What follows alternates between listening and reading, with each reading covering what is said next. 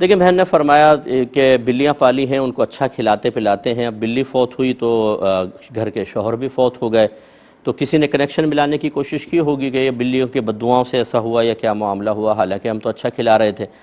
دیکھیں اس کا کوئی اس سے تعلق نہیں ہوتا، یہ لوگوں کی دقیانوسی پن ہے، اور معذرت کے ساتھ ہم چونکہ عقیدہ باقاعدہ نہ کسی کتاب کو پڑھ کر سیکھے ہوتے ہیں، نہ ہم نے کسی عالم دین سے سیکھا ہوتا ہے، نہ ہماری بہنوں نے کسی عالمہ سے باقاعدہ کورس کیا ہوتا ہے، ہمارے عقیدے خود ساختہ ہوتے ہیں بہت سارے، یا جو قرآن و حدیث سے ثابت شدہ ہوتے ہیں، لیکن ہماری سوچوں فکروں اور لوگوں کی غلط باتوں نے اس کے اندر اتنی ایڈنگ کر دی ہوتی ہے کہ اصل عقیدہ اصل ہی نہیں رہتا، تب یہ ساری خرابیاں پیدا ہوتی ہیں۔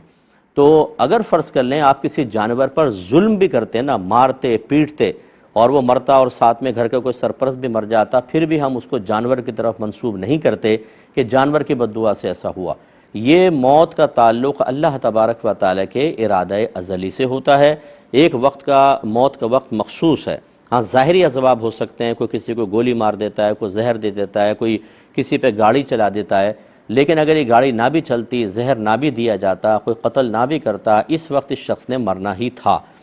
تو ظاہری چونکہ ایک شخص سبب بنتا ہے تو ہم اس کی طرف بھی نسبت کرتے ہیں کہ اس نے اس کو قتل کر دیا، سزا دو، لیکن حقیقتاً اس کی موت کا وقت تو اللہ نے مخصوص کیا ہوتا ہے، اس لیے یہ کوئی جانوروں کی وجہ سے نہیں مرتے ہیں۔ اور خاص طور پہ جب کہ آپ خود کہہ رہی ہیں کہ اچھا خیال بھی رکھا گیا، بلیاں پالی ہیں، ان کو غذا وغیرہ بھی دے رہے ہیں، تو اس غلط خیال کو اپنے ذہن سے بالکل نکال دیں، یہ وقت مخصوص تھا، ٹھیک ہے، اٹیک وغیرہ کوئی ہارٹ اٹیک وغیرہ ہوا، اللہ تعالیٰ ان کی بخشش و مغفرت فرمائے، کوئی اس میں مسئلہ نہیں ہوتا۔ بلکہ جو بلیاں پال رہے ہیں، اگر آپ ان کو اچھا کھلاتے ہیں پلاتے ہیں، ان کے کھانے پینے کا خیال رکھتے ہیں، تو یہ آپ کے لیے مسلسل ایک ثواب کا کام ہے، اور انشاءاللہ آپ کو اس پہ اجر ملے گا۔ اور جب اجر و ثواب مل رہا ہوتا ہے تو اللہ کی رحمت نازل ہوتی ہے، نہ یہ کہ کوئی نحوست پیدا ہو جاتی ہے۔